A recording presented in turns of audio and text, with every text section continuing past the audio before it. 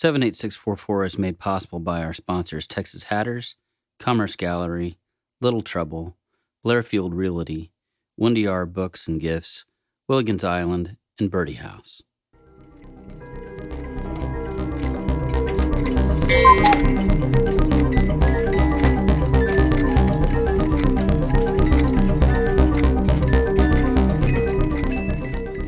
The week that happens after Christmas and before New Year's Eve is a strange time. New Year's always seems like the holiday that happens to other people. Christmas is still around, the decorations are usually still up, and then quickly approaching is the end of the year. And so that means a reset, resolutions, and looking forward to a new year. So in like fashion with the holiday hangover, we'll have some things on this episode that are about Christmas and others which focus on the passing of time toward New Year's.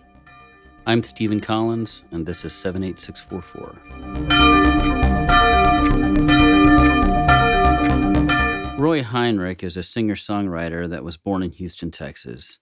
He began singing country music in L.A. in 1989, and after moving to Austin, Texas in 1992, he established himself as a roots honky-tonk country music artist. One thing you didn't know is he was also in one of the biggest punk bands in Texas, but he doesn't talk about that here. Roy joined us in the studio to talk about what he's up to lately. Okay, where was home? I'm originally from Houston, and in '88 I moved to Los Angeles for about 3 years, and then after going through some personal stuff, divorce and all that sort of thing, I had a girlfriend that had lived here before, and she was in the music scene, and she kind of taught me, it moved me in this direction, and I loved it. And I needed to be close to my parents. They were getting older, and I knew I would need to be helping them, and I could still make a go with music, and it worked out pretty well. And when you're playing, are you doing a mixture of your stuff and other material? Or Yeah, I have some old standards that I do in my style, which is it all fits, and I've just gotten to a point where I realize that what I really need to do is just strive to be a better version of myself. I don't want to be like anybody. I just want to be me. The nicest thing anybody ever said to me was a year or so ago. The guy, it was a kind of a belligerent drunk in the bar there, but he said, "You make me feel like I'm in your living room." And I went, "Thanks. That's the idea." Being from Houston and then going to Los Angeles, did you find more of your Texas self in California and came back, or did you really enjoy California? Or tell me about that. When I moved there, that was when I really started pursuing my own music writing and doing my own shows, but I also was a working bass player. And in Houston, it didn't seem quite as easy to do that, to combine those two things. And out there, it was really common for people to play bass with one band and then the next night do a show with their own stuff. And I just got into that. And I realized that out in Los Angeles, and it's probably this way everywhere, it was this way in Austin, everybody there that's from somewhere else is the best in their hometown. And you either rise to the occasion or you go back home. I made friends that I'm still friends with out there and played with and met with some extraordinarily good people. And when you play with good people, you get better.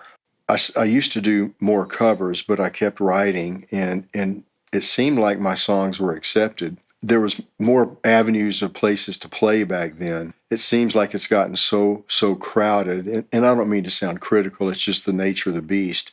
When things grow, they just get to a point where they sort of, the bubble, a balloon can only hold so much air, But these days, it seems like, although I still do a bunch of select cover songs, I do a big percentage of my own songs. In fact, my wife, who's also my piano player, she's encouraged me to pick some stuff up out of the closet and dust them off. And I've actually had to relearn a bunch of my own songs. And they've been going over real well, and I think it's partly because I've just gotten more comfortable in my own skin. We put a CD out a few years ago, and it was basically the working band with no overdubs, almost live in the studio. I had just restocked my previous 4 CDs, and now people don't buy or use CDs anymore.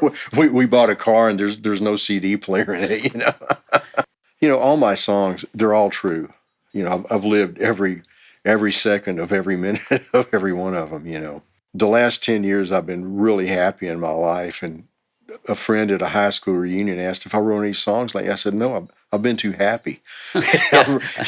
My songs are about drinking and cheating and sad stuff. Happy songs don't work for me.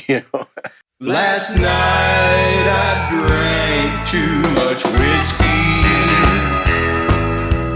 I'd already had too many beers. Today I'm feeling mighty guilty. I'm so ashamed for causing you tears. I can't believe the words I heard me say. There's no excuse except my foolish pride. But life goes on living anyway. If I could, I'd run away and hide. Last night I drank too much whiskey. I'd already had too many beers. Today I'm feeling mighty guilty. I'm so ashamed for causing you tears.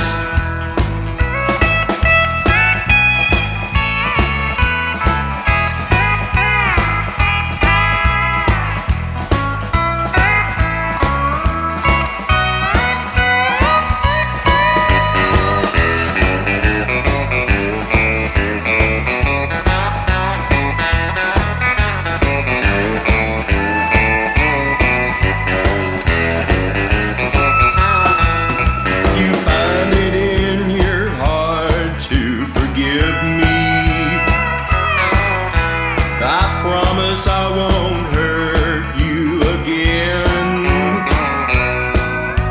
But if you won't be my one and only, I'll just keep on living with my sin. Last night I drank too much whiskey. I'd already had too many beers. Today I'm feeling mighty guilty. I'm so ashamed for causing you tears.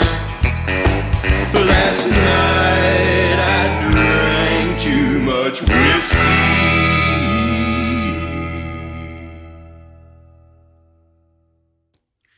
Sara Lee Hughes is a local artist who's a good friend of mine who's stopped by today to visit about her work and about a very high honor that may be awarded to you. So we're very happy to have you. Thank you for coming.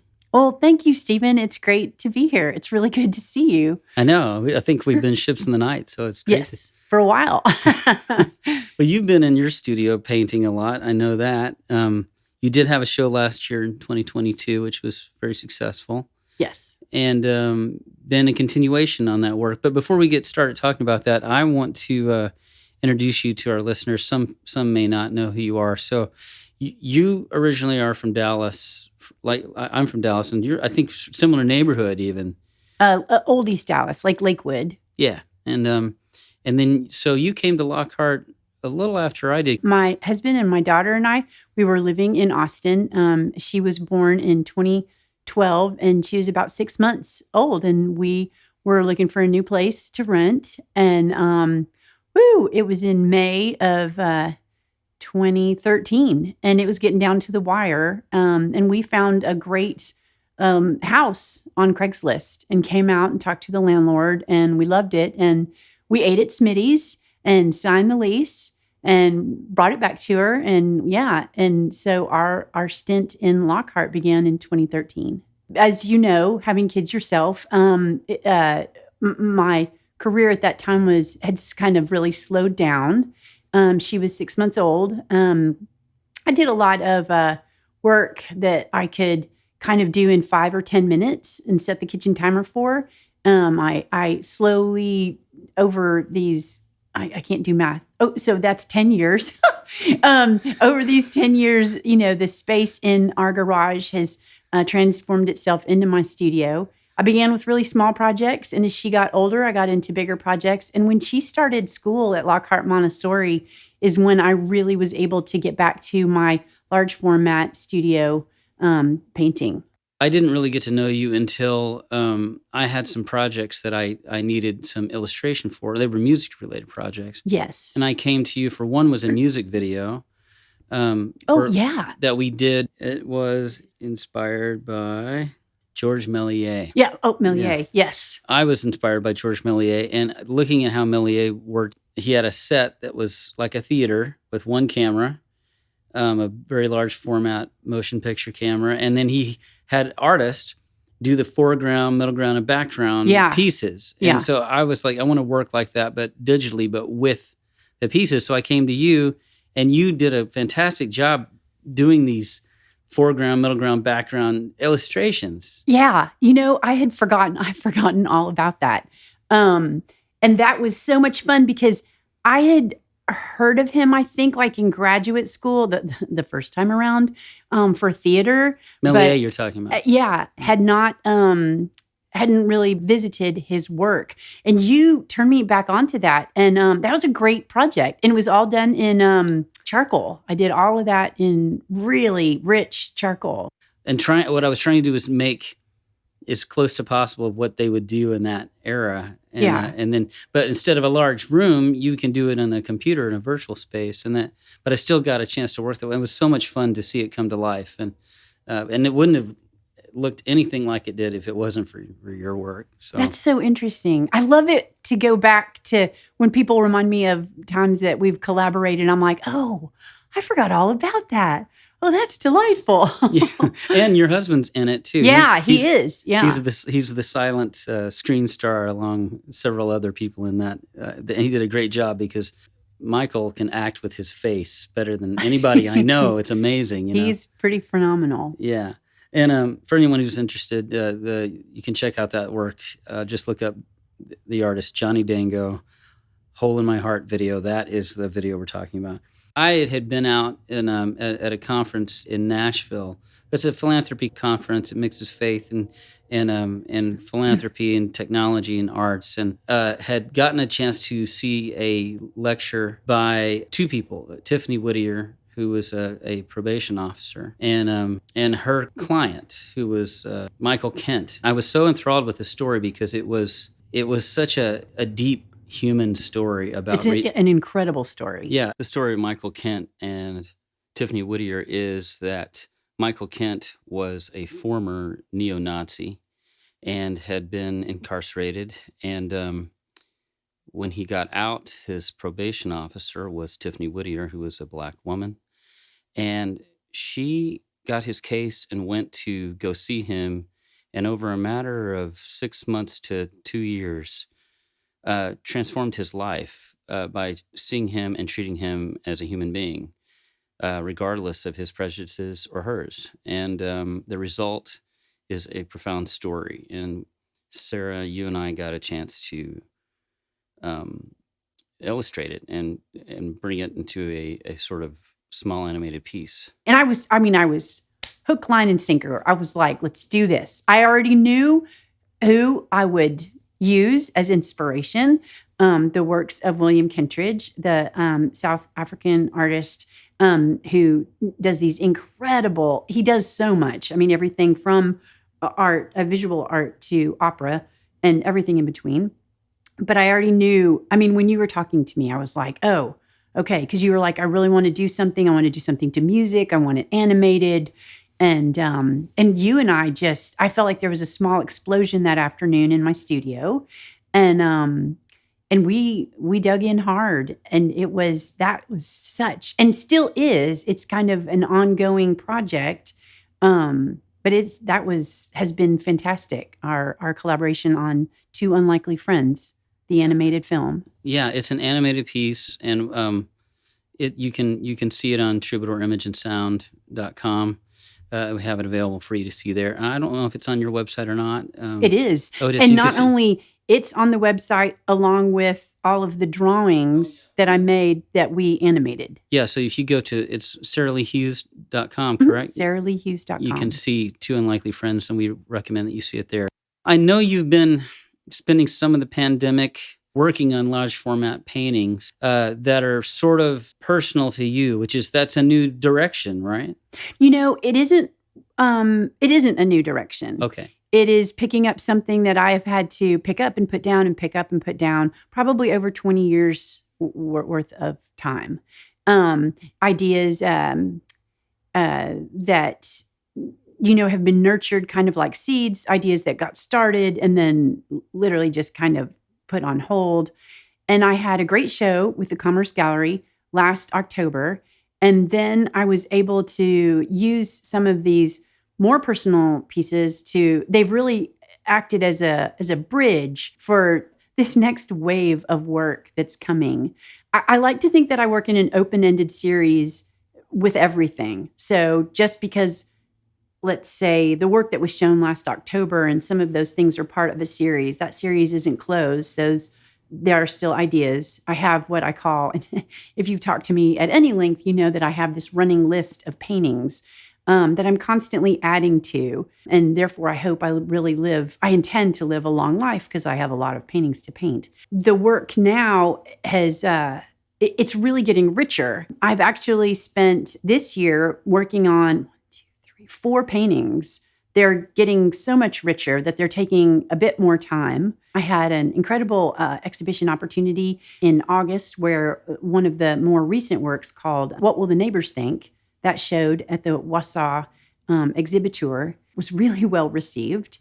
And now I've just finished up, I guess this fall, I finished up a work called Don't Rock the Boat. I'm really enamored right now of idioms or phrases that I've heard while growing up in the South or just like living in the South in general. That kind of with the personal work that I do, it's kind of meshed. A bit of background for myself is that I have a huge theater background. My college degree is in costume and lighting design.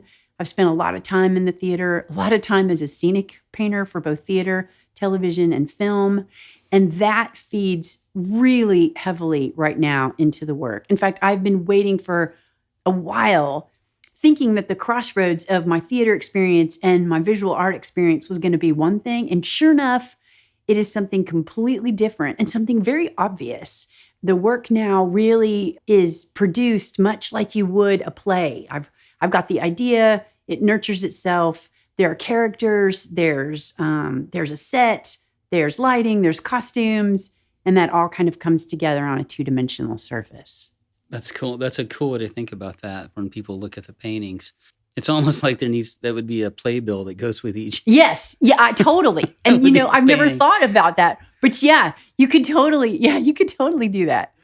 In particular, I think on these last 2 paintings, Don't Rock the Boat. And, I've got this painting that's going right now. It's called Potluck. And I won't go too far into it because it's still in its pushing and pulling and shoving and, grabbing stage. But it has a lot to do with traditions, that growing up Southern, and particularly as a female, traditions that are passed down to us, traditions that maybe we take on and maybe we don't need to take on. But Don't Rock the Boat is definitely one of those. And you can see that painting on my website. It has different versions of women and time periods. And the boat is steered by my daughter, who is, of this new generation. The work in general, like across the board, is definitely about having grown up in the South. And in my particular case, what it was like to grow up in the South during the 1970s, during the 1980s. My parents were divorced. My dad was gay. My mom was straight. They come from a generation, a very different generation. I think it's best referred to as children were seen and not heard. All of those kind of influences and how that affected me as growing up and what that kind of looks like and how that has unfolded. And also, now that I'm a mom, how that not necessarily, well, yeah, how that kind of reflects on or affects my daughter. Well, and two, with that, so I think to go back to this idea that it's a play on a two-dimensional surface, you've got some characters. So just to let the audience know, I play all the characters. I've started to play all the characters in my paintings. My hope is that I grab you first and foremost in a humorous way. Oh my gosh, look at that. Like, that's so funny. I can't believe she painted that. And then it draws you in and you're like, oh, but look what's really going on. And then why is she in there? And what is she doing? And what do those clothes mean? And we've got somebody in contemporary clothes. And what is that about? I really try to kind of grab you with a humor, and also a familiarity, definitely a nostalgia. Nostalgia in my paintings is big. I feel like that brings an audience in because there's some type of familiarity in that. We all have that, oh, remember that? Oh, my grandma. Oh, I remember something like that. So it brings you in, but I also want to get under your skin. And maybe 2 weeks later, you're like, wait a minute. What was that? Did I see that? Oh, I wonder if do I behave like that? Do I do that? I wonder if she meant this. So those are the kinds of things that I'm working for, and I think using the idiom, the nostalgia, the very southernness, I have been told, which is such a huge compliment. I've been told several times, like, oh my gosh, I look at these and they are such Southern paintings. And I'm like, oh, okay, yay, like check that one off. Like, okay, work on the next layer of stuff in the paintings. All this work has now gotten you nominated for the very prestigious Bennett Prize. Yes. You are in the third finalist, so that's correct? One of 10 finalists. One of 10 finalists. One of 10 finalists. And can you tell us a little bit about the Bennett Prize for those who don't know who it is? I would be happy to. The Bennett Prize was established by Stephen Allen Bennett and Dr. Elaine Melotti Schmidt, and it is in its third round, so it's awarded every other year. And this is the third time it's being awarded. The Bennetts are collectors of women artists who work primarily with the figure. It's all figurative. They have an incredible collection. They started this prize in 2018, and it was to promote women figurative painters. Women artists in general do not and have not received the same prestige and seat at the table like their male counterparts. The Bennetts really wanted to make a change in that. And so they began this prize. I entered, I can't remember if I entered the first year, but I know I entered last year. The jurors change every year. For this year, the jurors were Zoe Frank, who's an incredible figurative artist. I recommend, if you have not seen Zoe Frank's work, definitely look her up. Julie Bell, again, an incredible figurative artist. Definitely look her work up. Jason Rosa, who is the CEO and director of the Fry Museum in Seattle. And I hope that I have his last name correct. And in 2021, I think there were, up to 800, maybe more entrants, and they narrowed them down to 10. And then right now, I'm preparing my work. Each finalist will ship 3 paintings to the Muskegon Museum of Art in Michigan, and the jurors will meet there live in February to jury the work live. Each of the 3 paintings will then go on to be included in an exhibition that will travel the United States through 2025. And in May of 2023, so next May, the finalists will be flown to Muskegon, and there will be the opening of the exhibition, and then there will be the announcement of the winner of the Bennett. So the Bennett Prize is $50,000 that is divided over 2 years. So that's $25,000 in a 2-year increment slot. I'm not really sure. Okay. But yes, $25,000 for 1 year, $25,000 for another year. And that is to help the artist develop a solo show that will also travel the next round. That solo show will travel the United States and to incredible institutions. I know that the work last year went to the Bo Bartlett Center in Columbus, Georgia. I am blanking on several other of the museums that the work traveled to. My sincere apologies. It is I listened to, there's a wonderful podcast for those of you who are artists and for those of you who aren't. John Dalton Gently Does It. And he interviews Stephen Allen Bennett and Dr. Schmidt. And it's wonderful to hear their background and why they do this and how they do this. And they really talk about like their thoughts, like how they were going to go about benefiting women figurative painters. The finalists were just contacted by American Art Collector to do a little blurb on each of the finalists. There will be a little blurb in Fine Art Connoisseur, 2 incredible art publications in this country and beyond. I mean, so it's huge. We're very excited for you, rooting for you. I think we're hoping you get it. We think you will. So thanks so much for coming in and taking time to talk to us today. And hearing about all this is super exciting. And I think it's going to be a great 2023. Thank you so much, Stephen. This was a lovely opportunity. Thank you to all the listeners out there. And thank you for your support. I really appreciate it.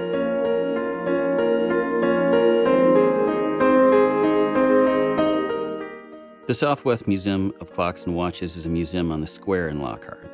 It has a collection of timepieces spanning over 3 centuries, each with its very own story to tell. In addition to the displaying of many timepieces, the museum's mission of keeping time also includes restoration work and restoring the clocks that are in the courthouses across Texas, including our own. I sat down with the visionary for the Clock Museum and master horologist Gene Galbraith. We opened in 2008, and so next year, 2023, will be our 15th year, I guess, right? Okay, all right. Well, 2008, I guess that's right, because I came in 2007. And it wasn't always where it is now. It used to be where the culinary room is when I...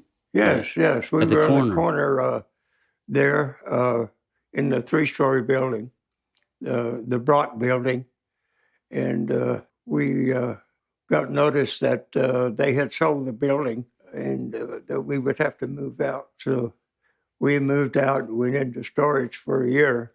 Then we got a call from our present location. I was a full-time teacher in the Austin Independent School District.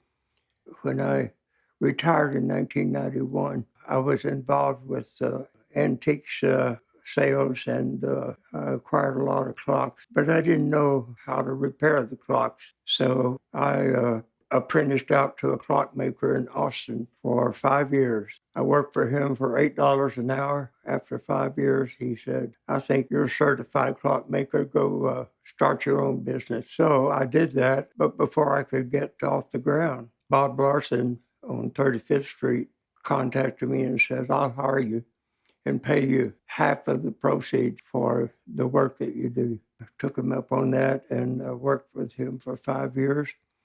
And during that time, we were talking about having a clock museum in the southwest part of the U.S. I walked into his office and said, "Bob, I'd like to start a clock museum. What do you think about it?" He says, "Well, that sounds like a pretty good idea. Where do you want to do this?" And I thought, well, I think I'd like to do it in Lockhart. He says, "Well, that'd be great there with the courthouse." He says, "How much money do you need to get started?" And I said, "Well, it usually takes about $500 to get all the paperwork done and get registered with the state as a nonprofit corporation and all that." So Bob Larson wrote me out a check for $500. And by the fall of 2007, we had made arrangements to rent the building on the corner of Main and San Antonio. We renovated the building and got it all set up for the museum, and we opened up on March 28th, 2008. We do clockwork for clients, and so I set up shop in the back of the museum. That helped with the cost of the museum. We've been going strong ever since. The county was looking for somebody to come in and do service on the clock and get it running because it hadn't been running for several years. They contacted me and asked me if I'd be interested in doing a contract with them. And so in 2005, I started as a clockmaster for the Caldwell County Courthouse. Since then, it's been running like a top. The strange thing about it, when I got the job at Caldwell County, the news got out to other counties that there was somebody available to do tower clocks. And so over the years, we've done 11 restorations throughout Texas. Different courthouses have different ways of getting to their clocks. But in the Caldwell County Courthouse, the access to the clock begins on the 3rd floor. And you pull down a stair ladder. You have to climb up another 2 floors up to the top. Where the clock room is, that's the equivalent to the 6th floor of the courthouse. In the process of getting to the clock, you have to climb 1, 2, 3, 4, 5, 6 different ladders to get up to the clock room. I wish we had an elevator, but the ladders are well built, but most of them go straight up, and you don't have any safety belt or anything on when you're climbing straight up, so you have to be in good condition. Then the transfer from the ladder into the clock room involves a little maneuvering, but once you unlock the door and get in, everything is safe. The tower itself is constructed of wood beams, and when the wind blows, the tower shifts in the wind back and forth and upsets the equilibrium of the clock. So that means the pendulum doesn't swing as true as it should. Makes it difficult to keep correct time. So for that reason, we have to set the clock every week. One of my first memories of living in Lockhart was the Clock Museum because you had called me, it was Christmas time, and you had called me and knew that I did audio, and you called me up to come to the museum, and you wanted me to help you install outdoor speakers on the museum. And so you went down there, and you had drilled holes in the exterior of the building, and we put speaker cable through and kind of mounted these PA speakers up there. And then you proceeded to blast, I think, Bing Crosby as loud as you could across the square, and then got called from the guys that were at the courthouse. They were still having the county seat in there. Who called you to tell you to turn it down? They were like, you got to turn it down. Well, yeah, you helped us get it all hooked up, and we played the music of the season, and it was great music. I loved it, and everybody was excited to hear the music around the courthouse and in the courtyard. And I got the call from the county judge's office saying, this is a Secretary of County, and we would like for you to tone down your music because you're disturbing people in the county. And I said, okay, we'll turn it down. Yeah, it took a while to respond to their request. And now here's a word from our sponsor. The phone rings, 9:35, and he goes, hello, this is Texas Hatter. I said, yes, sir. This is Hank Williams Jr. I need to place an order. I need to talk to Joella because I believe she's the daughter to Manny Gamage. And I'm like, Hector, shut up. I know it's you. And she goes, excuse me, isn't this Hector? And he goes, no, this is Hank Williams Jr., Mr. Bo Cephas. And I'm like, oh, Mr. Williams, I'm so sorry. I'm sorry. I have friends that call and they try to pull my leg early in the morning, and this is about the time he calls, and I really apologize. I'm sorry, no disrespect. And then she goes, hey, it sounds like you got the same kind of friends as I do. No good. And then, so it was in the morning. It was Hank Williams. It really was Hank Williams. Come on down to Texas Hatters, where we top the best. It's time for a 78644 special. Keaton Patty is one of the writers for the Jimmy Kimmel Show, and he has a Twitter account that where he posts some of these scripts that he's been working on, where he forces AI bots to watch things and then write scripts. And this particular reading that we're having today is an original Keaton Patty script, where Keaton forced a AI to watch over 1,000 hours of Hallmark Christmas movies and then asked it to write a Hallmark Christmas movie of its own. So this is our live reading of The Christmas on Christmas.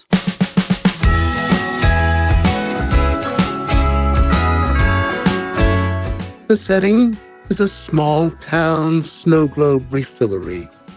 We see a single mother refilling the snow globes with Christmas juice. She is widowed. Her husband died in every war.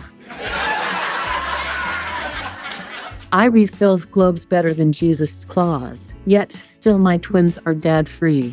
Why? They need double dad. A businessman enters the shop.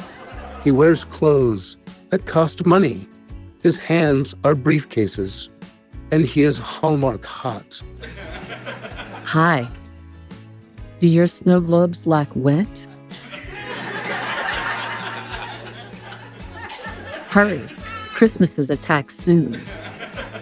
The businessman has a flashback to when he was a business boy.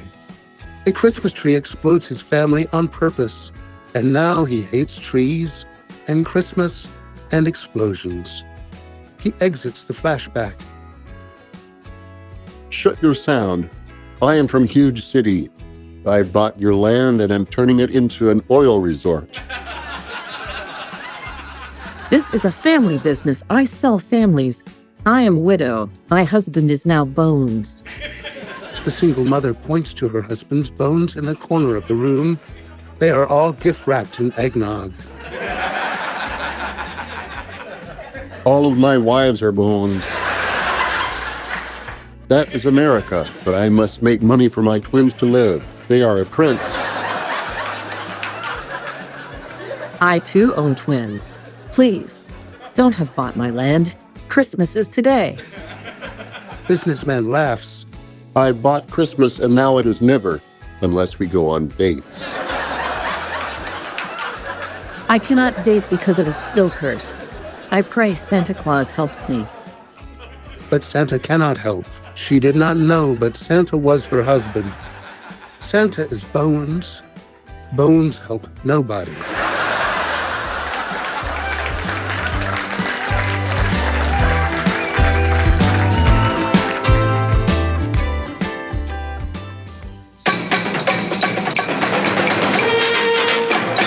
This concludes the 78644 special.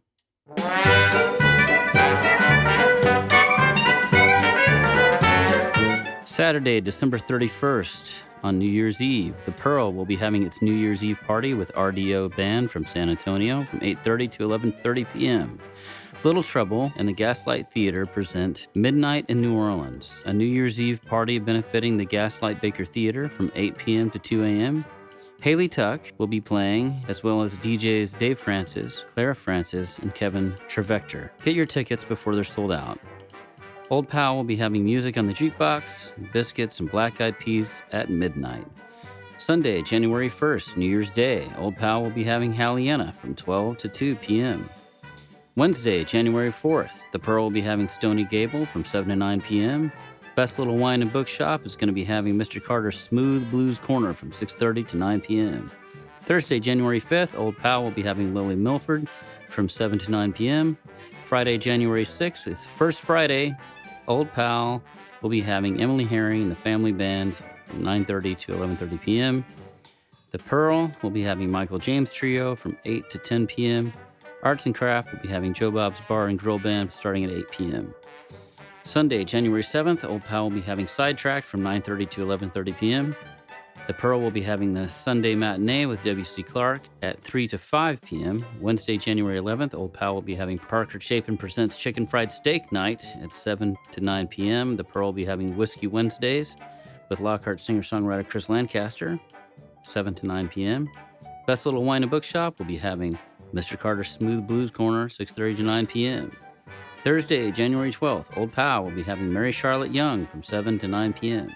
Just a reminder that our lineup is featured on our Instagram page daily in our stories called The Roundup. If you want to know what's going on in town tonight or for the next couple of weeks, check out 78644 Podcast on Instagram. It's also the place to go and find out when our next episode is out. And that is it for 78644 News.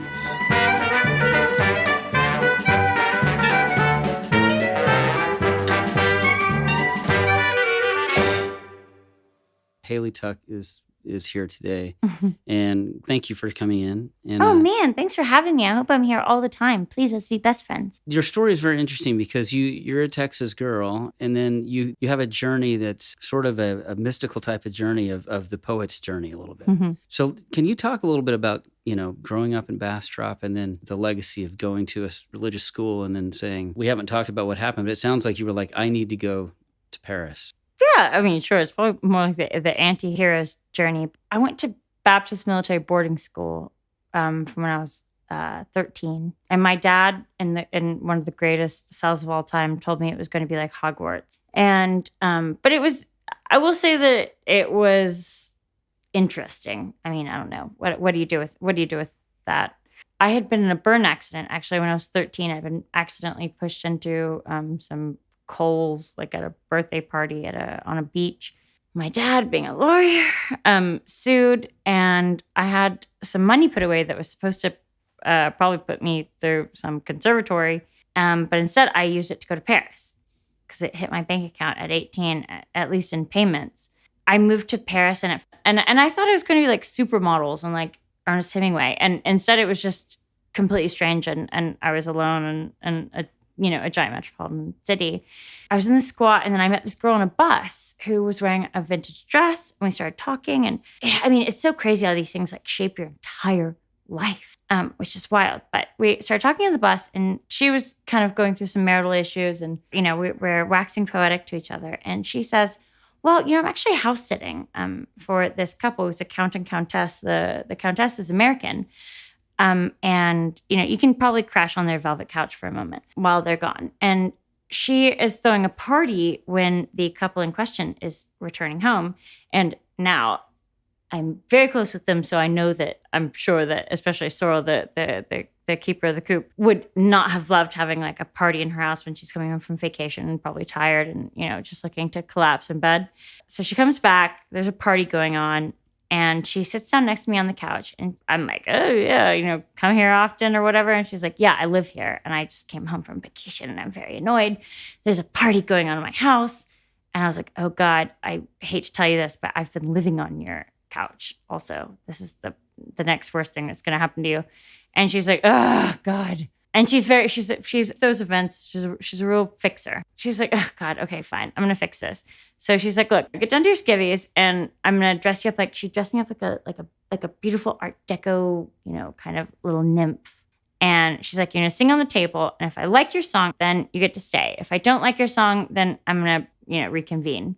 So she dresses me up like Art Deco nymph on table in my panties, and I sing I'll Be Seeing You, one of my favorite songs by Billie Holiday to this day. And I thank Billie Holiday. I passed the test. And so she's like, wow, that was beautiful. This is what you should be doing. Because I was flirting with the idea of being an actress as well. And she was like, no, you're way too sensitive.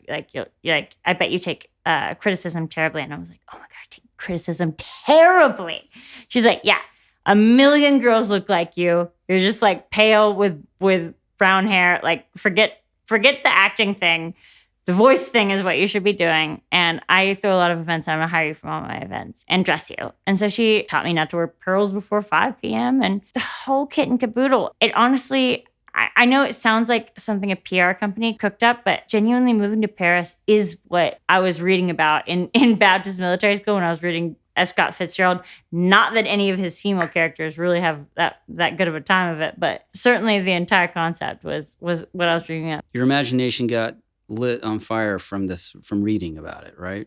Absolutely, authors? from reading about it, which I know is so run of the mill. But Fitzgerald and Hemingway were kind of were my gateway drugs. But I will say that Erin, the girl I met on the bus, and then Sorrel, the girl who would later become my absolute best friend and mentor. And it's interesting, one person, I was really intent on being an actress, because an actress, I could understand how to be an actress. At the time, I couldn't understand how to be a musician. I can play piano, whatever, but I can't play Rachmaninoff. I knew where my strength, if any, lay.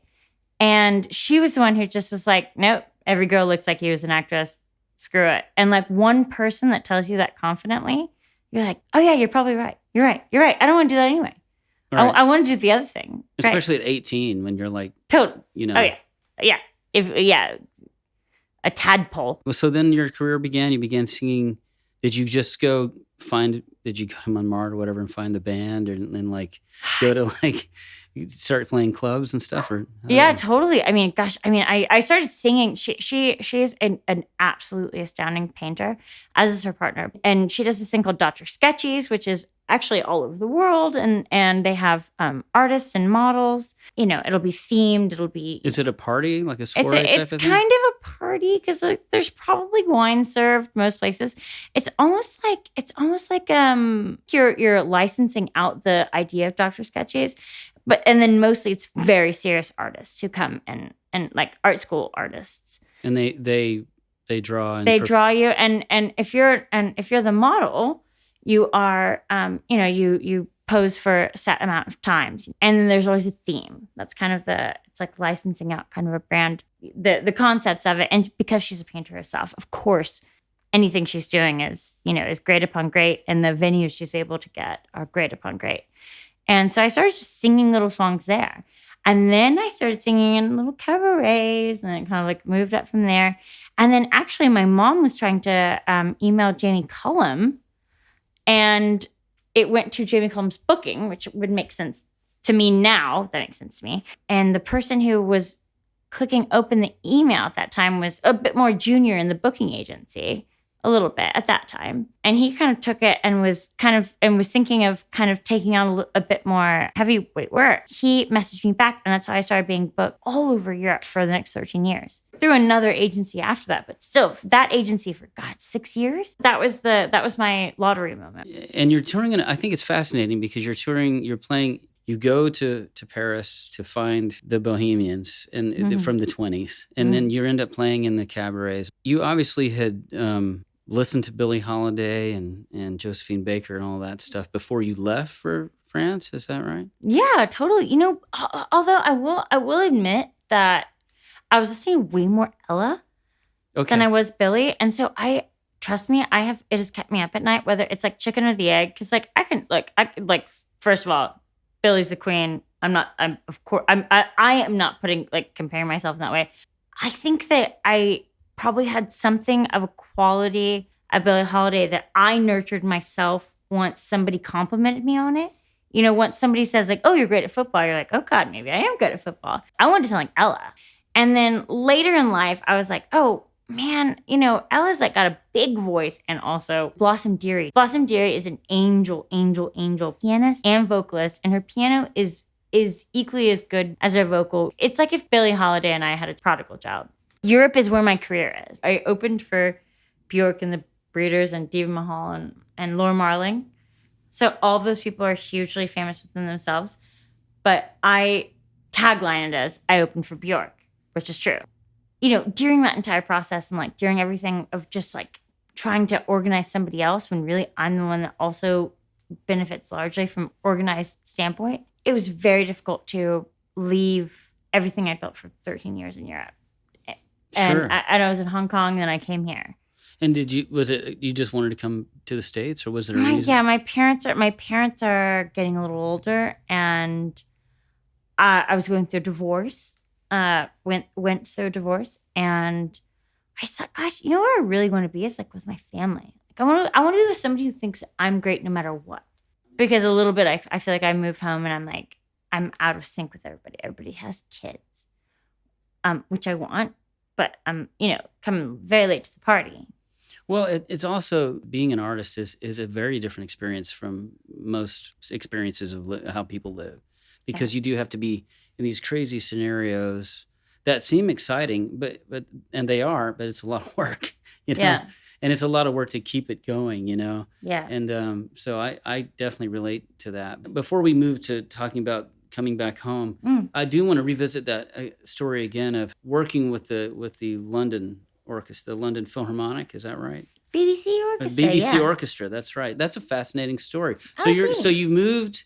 Was this when you were living in France and they had you to London? Yes, they did. They obviously very easily stole me over because I was signed by UK Sony's pop label, not their jazz label, who has way much more money than the jazz label, which I don't think is fair, by the way.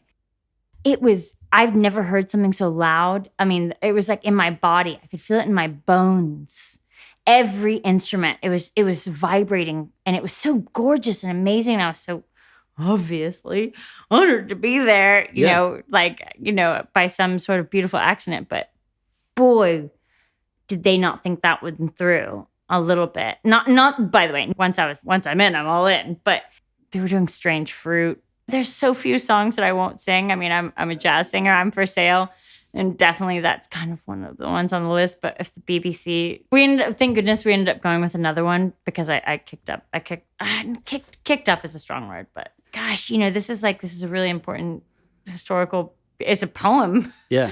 You know, that was put to music, and I just don't, we have so many other things to choose from. Yeah. I feel like there's a lot of other options here. Yeah. This one is not going to go over well.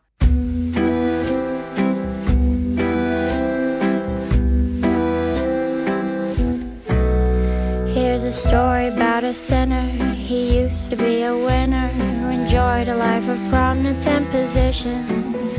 But the pressures at the office and his socialite engagements and his selfish wife's fanatical ambition, well, it turned him to the booze, and he got mixed up with a floozy, and she led him to a life of indecision. The floozy made him spend his dough. She left him lying on Skid Row, a drunken log in some Salvation Army mission. It's such a shame. Oh, demon alcohol, sad memories I can't recall. Who thought I would say, damn it all and blow it all? Oh, demon alcohol, memories I can't recall. Who thought I would fall a slave to demon alcohol?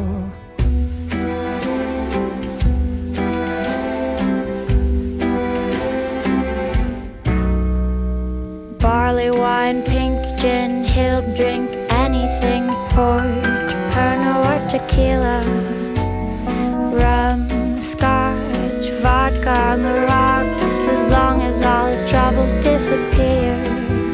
Well, it messed up his life, went and beat up his wife, and the floozy's gone and found another sucker. She's gonna leave him to the drink, she's gonna lead him to the brink, and when his money's gone, she'll leave him in the gutter. It's such a shame. Oh, demon alcohol, sad memories I can't recall. Who thought I would say, damn it all and blow it all? Oh, demon alcohol, memories I can't recall. Who thought I would fall a slave to demon alcohol? Hailey Tuck will be playing at the Little Trouble in Gaslight Theater Midnight in New Orleans New Year's Eve party, Saturday, December 31st. The party is from 8 p.m. to 2 a.m., so you can catch her there. You can find out more about Hailey Tuck at her Instagram site at Hailey Tuck on Instagram. She's on Spotify and on all the other places where you can stream music. 78644 is made possible by our sponsors, Texas Hatters, Commerce Gallery, Little Trouble, Blairfield Realty, Wendy R. Books and Gifts, Willigan's Island, and Birdie House. Our show is produced by Kate Collins, recorded at the Troubadour Studio, Troubadour Image and Sound in Lockhart, Texas. In-studio performances by Hailey Tuck, performances by Roy Heinrich. 78644 is streamed on where 78644 can be heard on all major podcast formats: Radio Public, Google Podcast, Apple Podcast. For the beginning of the year, we wanted to send out one other song to you that is sort of thematic about the entire idea of the show, which is giving artists a platform and a voice so they will be remembered and appreciated. This is one of my songs called When the Music's Not Forgotten that I recorded under my band name Dead Man. It was written directly after the death of Johnny Cash and June Carter Cash. It's a song about all the great songwriters that taught us what to do and how to do it. So Happy New Year and Happy 2023 from us to you.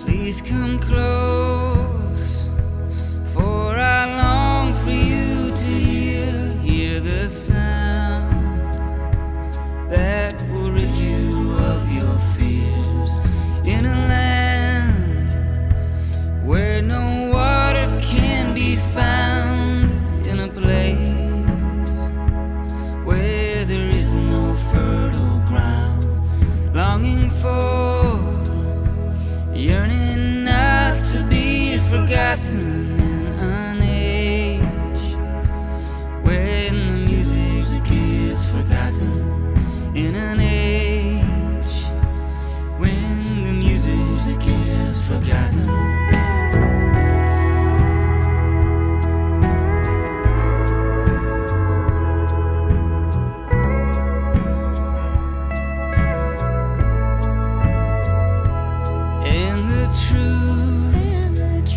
Speaks of great and mighty things, teaching us what the peace of heaven brings.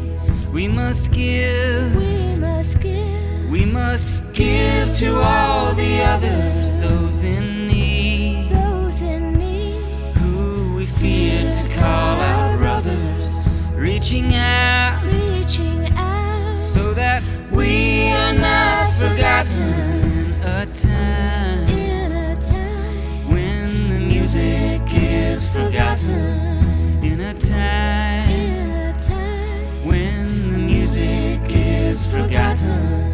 If we stand on a hill and do not touch, how can we do good? If we wash our hands of all our friends, where change can really come. If we hide our fears and don't draw near, have we really lived? Or are we all just standing here hoping there is grace?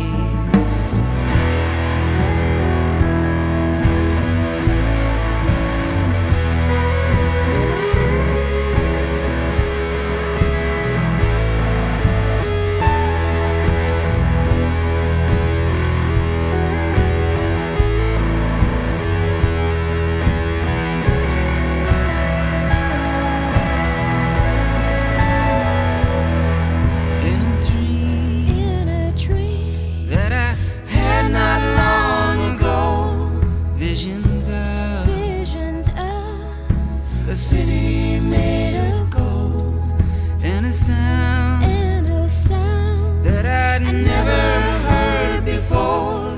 Such a sound, saturating to the core. Such a sound, one that cannot be forgotten, in a time when the music's not forgotten, in a time